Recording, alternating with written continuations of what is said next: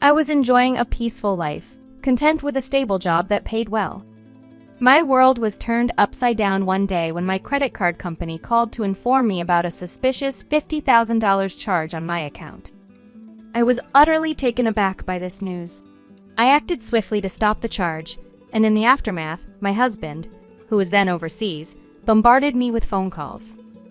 With some effort, we managed to clear up the confusion.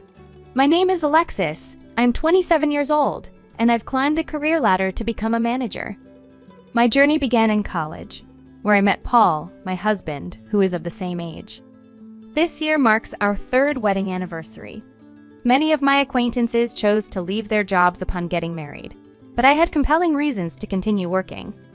Despite societal norms, I am the primary breadwinner in our household, earning more than my husband. This fact is an unspoken element of our marriage, yet it looms large in my mind.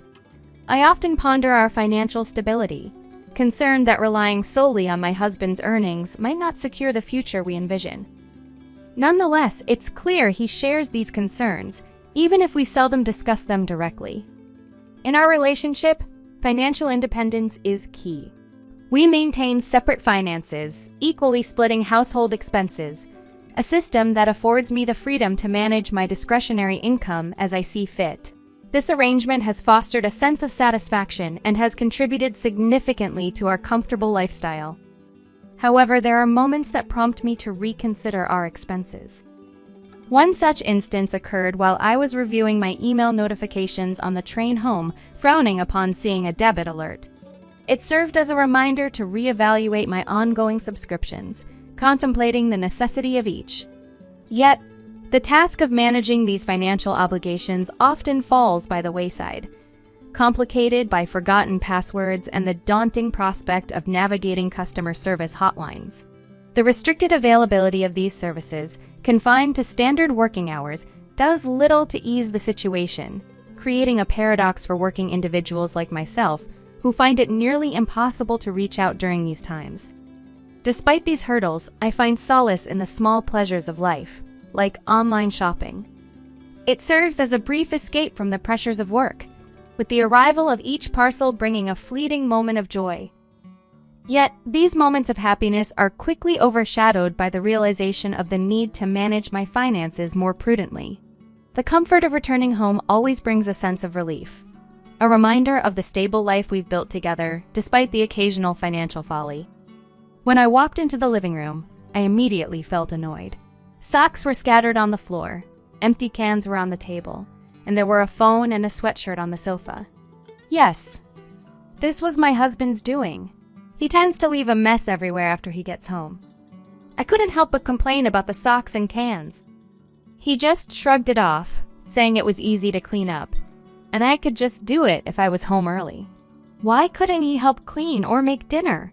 He complained about being tired and having to eat convenience store food. I was tired too, but I argued that if he wasn't going to help around the house, he should at least focus on his work. He didn't take my frustration seriously at first, but I could tell he was annoyed when he repeated his dismissal. He left the room, glued to his phone and ignoring my glare. It felt unfair that I was doing more work in housekeeping. Yet, I wondered if I had been too harsh. I worried he might become even more careless just to spite me. Surprisingly, my words seemed to have an effect. He started coming home late, claiming he had overtime work. It seemed like he was trying to change. I was so pleased that I began to put even more effort into the housework, thinking I should support him since he was busy. One day, I came home early and decided to tidy up his room, which he hadn't cleaned in a while. It was a mess, just as I expected, with empty cans and bottles everywhere. I was about to throw them out when I noticed something unusual on the bed, a gift-wrapped package. I couldn't clearly make out what it was at first, so I decided to shine a light on the mysterious object. It turned out to be a bag from my favorite brand, beautifully wrapped and just sitting there, partially hidden. The realization hit me, could this be a surprise birthday present? My birthday was just around the corner, the following week, to be exact. A flicker of excitement passed through me, but I quickly suppressed it, choosing to act as if I hadn't seen the package. I wanted to keep the surprise intact, assuming my husband had planned to give it to me on my special day. However, my much-anticipated birthday came and went without any mention of the package. I couldn't help but bring up the subject, half in jest, half in hope, asking my husband if he remembered what day it was. His reaction was one of brief surprise followed by an awkward acknowledgement of my birthday. But when I prodded him about a celebration or a gift, his response was dismissive, almost as if gifting was an obligation fulfilled in the past and not to be bothered with again, especially now that I was old enough. His words stung more than I cared to admit, and he retreated to his room, leaving me in a mix of confusion and disappointment. The situation took an even more peculiar turn when, out of the blue, my husband announced he was scheduled for an overseas business trip the following week. This was unprecedented. His job had never required travel before, let alone an international trip. He attributed this sudden opportunity to his recent good performance at work. Under normal circumstances, I would have been supportive, even happy for him. However, the unexplained birthday gift and his nonchalant dismissal of my birthday had planted seeds of doubt in my mind. On the morning of his supposed departure, I watched him leave, my heart heavy with a mix of emotions. Once he was gone, I couldn't resist the urge to investigate further. I ventured into his room, a place I hadn't stepped into since the day I discovered the hidden gift. My heart raced as I looked under the bed where the gift had been, only to find nothing. The absence of the package confirmed my suspicions. There was more to the story than he was letting on. This wasn't about a business trip. It was something else entirely. Dragging myself to work that day felt like moving through molasses. My thoughts were elsewhere, caught in a loop of doubts, fears, and unspoken questions about my husband's actions and intentions. I struggled to concentrate, my work suffering as a result. My colleagues noticed my distracted state, inquiring if everything was okay. I brushed off their concern with a weak excuse about lack of sleep, not willing to share the turmoil swirling inside me. Amidst this inner chaos, my phone vibrated with an incoming call from an unknown number. Normally, I would ignore such calls, but given the day's earlier revelations and my heightened state of anxiety, I felt compelled to answer. Maybe it was intuition or perhaps desperation for any piece of information that could shed light on the situation. I picked up the phone, my heart pounding in anticipation of what or who awaited on the other end. I had to step out for a bit and press the button to answer my phone in the hallway. It was the credit card company calling. I started worrying it wasn't my husband calling and realized I would have to share my password and other details. I wondered what they wanted, and the person on the phone quickly explained. They were calling because my account showed more than $20,000 spent, actually $50,000. I couldn't believe it and panicked, thinking there was no way that was right. I hurried back to my desk to check my wallet, but it was missing along with the credit card that should have been inside. I got back on the phone and asked if I could stop the transaction. Luckily, it was still pending, so they said I could stop it. I felt a bit better, but knew this wasn't the end of it. I told them I didn't have my card and asked them to treat it as if it were stolen. The person agreed to start the process right away. Even after hanging up, my heart wouldn't calm down. I told my boss I was feeling sick, that my credit card might have been stolen and misused, and I needed to leave early to sort things out. My colleagues and boss were concerned and let me go home. Rushing to catch the train, I saw my husband had called me many times, almost as if he had something to do with this mess. I got home, tossed my bag aside, and went straight to my husband's room. I opened his computer to check his search history and saw luxury cruises and travel packages for couples at the top. I wasn't supposed to know about any trip.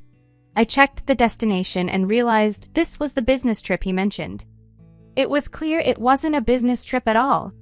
I looked through my emails and found it a booking confirmation with the name Mario on it. Who is this woman? I was so angry I nearly broke the keyboard, but I forced myself to look for more proof. My phone kept ringing, driving me crazy. I remembered the password the credit card company gave me, so I logged in to check my spending history. As I looked through it, my shock grew. There was a charge I didn't recognize for a fancy bag. Everything clicked. Paul had used my card to buy something for his mistress, Anne, and even took her on what he claimed was a business trip. Frustrated and angry, I finally answered my constantly ringing phone. My husband was on the other end, complaining about the card not working. I confronted him about Anne, and he stumbled over his words, claiming he didn't steal the card but borrowed it for convenience on his business trip. I questioned him about the so-called business trip and mentioned the luxury cruise. He tried to dodge the question, but I pressed on about Anne and the bag. He tried to act confused, but I laid out everything I knew: the cruise, the couple's travel package, the $50,000 spending, and the payments to Anne using my card. Hearing all this, my husband could only repeat, "I understand," as if finally realizing the gravity of the situation. After he admitted to cheating and awkwardly apologized over the phone, pleading for me to reactivate the credit card so he could return home, I felt a mix of anger and disbelief. His assumption that a simple apology would erase his betrayal was absurd. I sharply told him to enjoy his indefinite stay at the resort, effectively ending our relationship with that phone call. Ignoring his attempts to continue the conversation, I hung up. His persistent calls soon followed, each ringtone amplifying my frustration until I decided to block his number, seeking some peace from the incessant buzzing.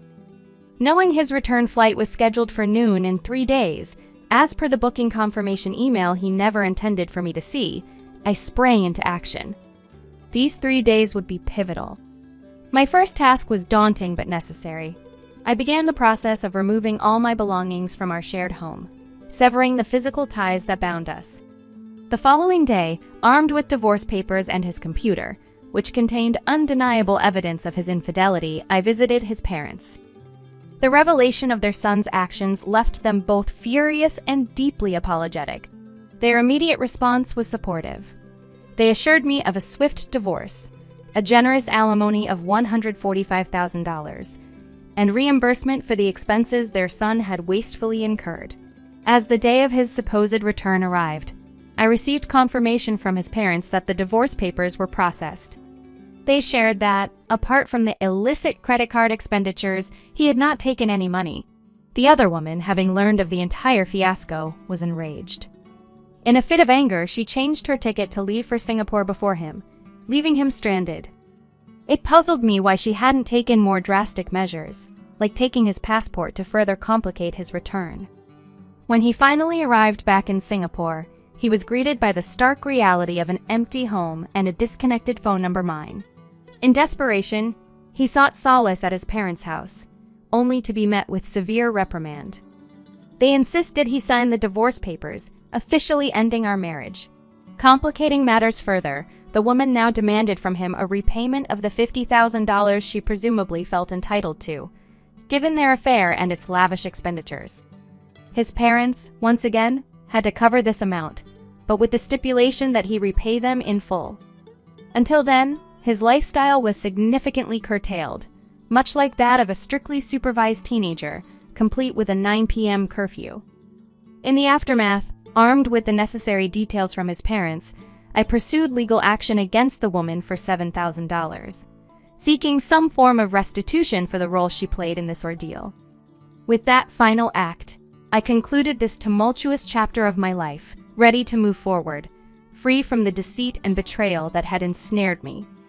The next day, I went back to work. A lot of my coworkers, both my seniors and juniors, showed they cared about me. They asked, "Hey, are you okay?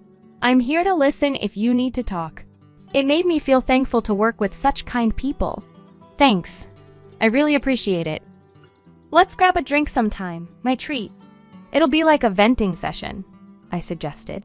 They agreed, and it felt good to let out everything that happened while we shared some drinks. It was like I was washing away all the bad memories. I ended the night feeling hopeful, thinking that from now on, only good things would come my way. Yes, that's right, I told myself, feeling optimistic about the future. Alexis,